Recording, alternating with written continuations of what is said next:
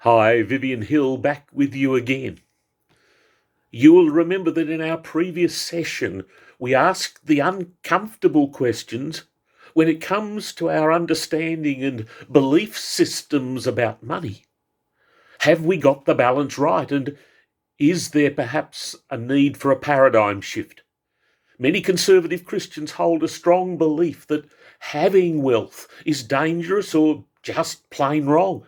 Rarely do they consider the tsunami of need that exists in many third world countries and how they might be an instrument in alleviating poverty distress. Let me take a moment to present 9 rather startling poverty facts. My research suggests fact 1. Nearly one half of the world's population, more than 3 billion people, live on less than $2.50 a day. Here in the first world, what could you buy in a supermarket for $2.50? Maybe a litre of milk, perhaps a couple of bananas. Fact 2. 1 billion children worldwide, 1/7 of the world's population, are living in poverty. According to UNICEF, 22,000 children die each day due to poverty. On the news, we hear when there's a traffic accident and one person is killed. The COVID pandemic has lately been dominating the news. It's been killing thousands of people a day and crippling the world economy. But the equivalent of 500 busloads of children dying in poverty each day somehow isn't newsworthy. Fact 3. More than 750 million people lack adequate access to clean drinking water. Resulting diarrhoea and poor sanitation kills an estimated 842,000 people every year globally. That's around 2,300 people per day. Again, a tragedy that is totally unnewsworthy. Fact 4. 805 million people worldwide do not have enough food to eat. How does that fact affect you when you're tucking into your 3-course dine-out dinner? Fact 5.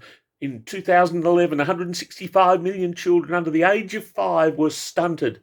That is, they had a reduced rate of growth due to chronic malnutrition. Fact 6. Preventable diseases like diarrhoea and pneumonia take the lives of 2 million children a year because their parents are too poor to afford the proper treatment. 2 million kids a year equates to 5,400 kids dying a day. Can you even begin to imagine the mass parental anguish?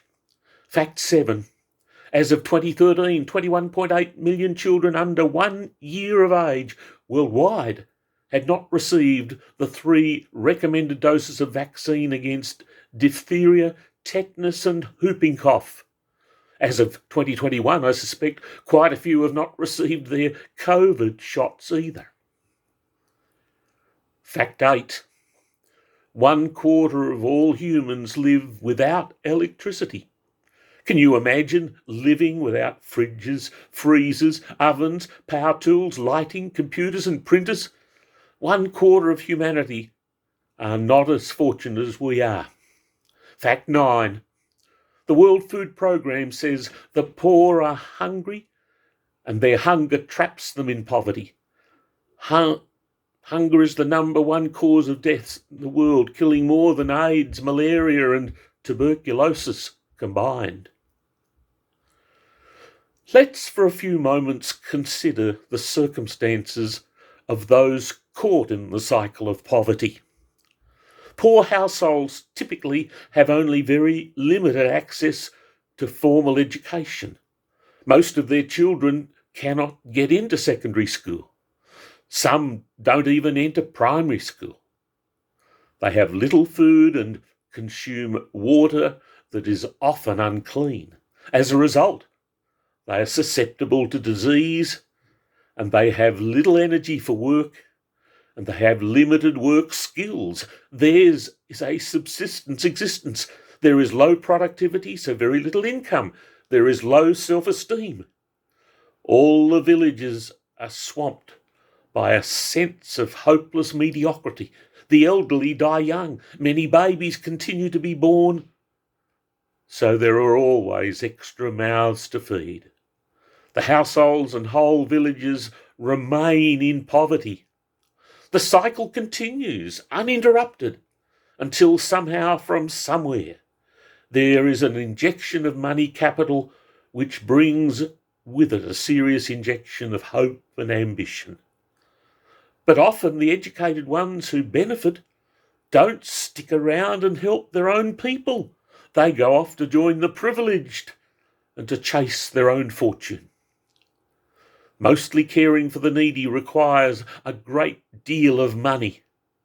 And because we first world, middle class, evangelical Christians are usually urged from Scripture and from the pulpit to shun money, we find ourselves dutifully paying our tithes and giving a little in offerings, but generally, in real terms, turning our backs on what is truly a tsunami of need.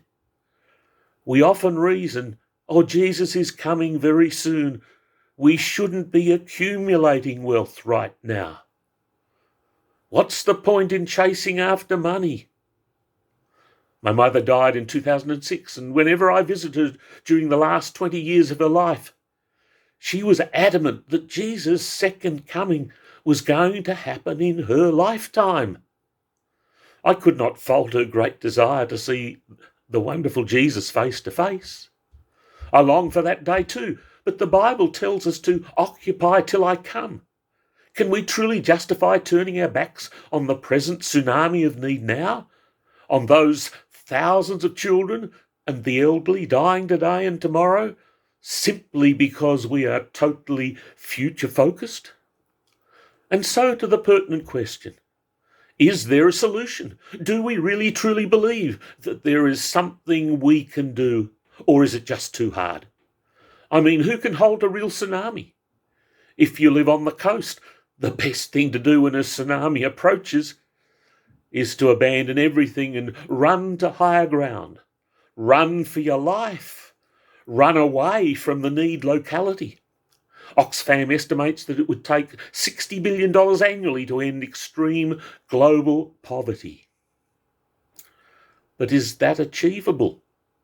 Where are we going to find an easy $60 billion?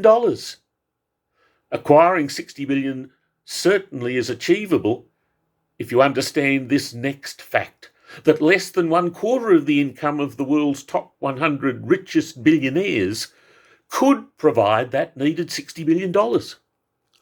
So the money is there, but not enough is being given to the right place.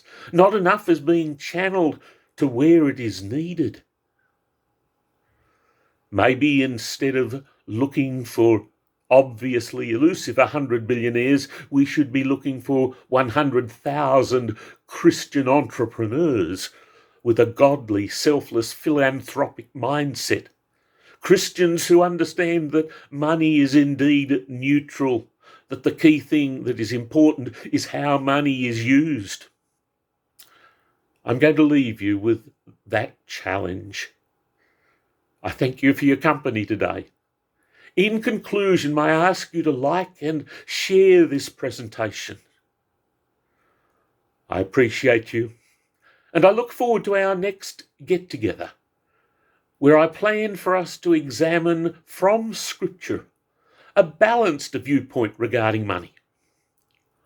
I wish you every success. This is Vivian Hill, workwithviv.com, signing off for now. Cheers.